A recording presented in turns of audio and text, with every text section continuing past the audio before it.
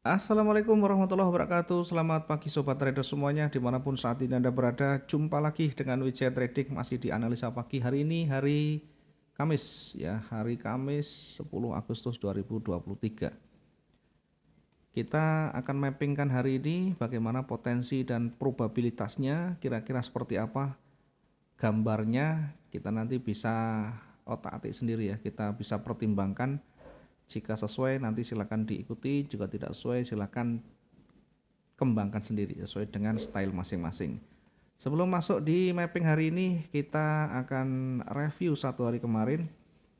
Di satu hari kemarin sudah kita analisakan kira-kira seperti ini. Di pagi kemarin ada kecenderungan bergerak turun, kita seperti ini buatkan gambarnya. Kemudian sebelum turun kita perkirakan akan terkoreksi dulu hingga di 19, kira-kira di 1932. Di 1932 setelah itu akan berbalik turun. Karena itu kita menempatkan buy-nya di 1927 sehingga targetnya tercapai, setelah itu balik turun.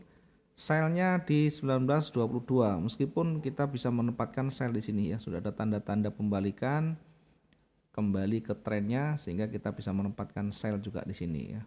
Sementara dari pagi sell-nya di 1922 tersentuh dan akhirnya tercapai targetnya. Jadi satu hari kemarin ya anggap saja 99%. Ya, kita tidak mencari keakuratan sekali lagi. Kalaupun itu sesuai, maka anggap saja kebetulan, anggap saja itu adalah bonus kita. Karena paling penting bukan analisa itu valid, akurat atau tepat, tetapi setidaknya kita ada gambaran di sana. Kalau kita menentukan titik entry sudah ada gambaran, kemudian kalau nanti ternyata berbalik dari yang kita analisakan, juga sudah kita simulasikan kemana nanti saya harus mengcover, di area mana nanti saya harus exit dan sebagainya. Baik, kita jadikan ini sebagai pembelajaran. Ketika ini bermanfaat silakan dilakukan atau dilanjutkan, ketika tidak ada manfaat silakan di skip saja. Baik, hari ini kita akan kembali untuk menempatkan posisi lagi ya. Kita tarik dari yang terdekat sekarang, tariknya begini, yang lebih dominan, kemudian akan kita lakukan penarikan lagi. Nah, ini sudah kembali akan terbentuk tren turun, kemudian sudah mulai ada perubahan warna, sudah mulai ada koreksi, sehingga kita perkirakan akan terkoreksi hingga di area di sini. Silakan nanti kita boleh saja menunggu hingga nanti koreksi ini tersentuh, atau mungkin tidak sampai di sini kemudian mulai ada tanda-tanda pembalikan. Kita bisa menempatkan contohnya misalkan begini, ini ternyata hanya sampai di sini, kemudian di sini sudah ada tanda-tanda pembalikan, salah satunya mungkin rejeksi, loss momentum atau perubahan warna yang signifikan. Kemudian sudah terkonfirmasi turun, maka kita bisa menempatkan posisi sell di sini. Resikonya, ruginya atau SL-nya taruh di sini, TP-nya taruh di sini. Ya, ini adalah simulasinya. Ini yang paling realistis, sederhana. Nah, kita bisa menempatkan dari awal untuk pending, misalkan buy stop, atau kita nunggu nanti setelah betul-betul tercapai titik ini tadi ya. Kita di awal juga bisa menempatkan untuk space kira-kira sampai di titik entry-nya sampai di sini ya, di levelnya.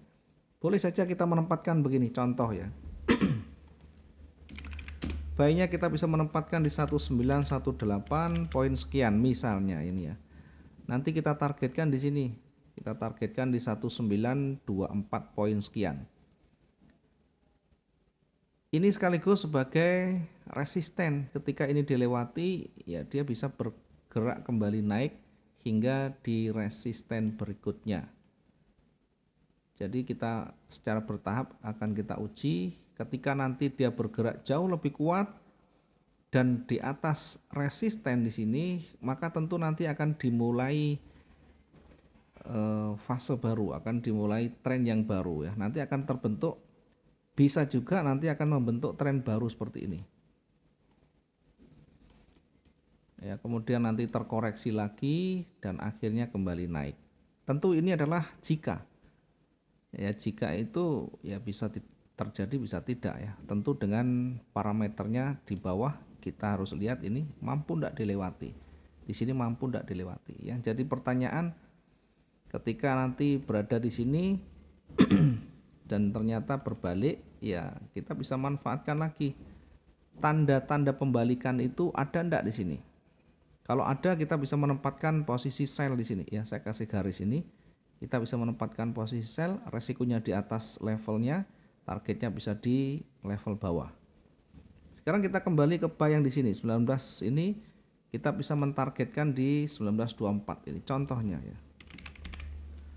Targetnya bisa di sini.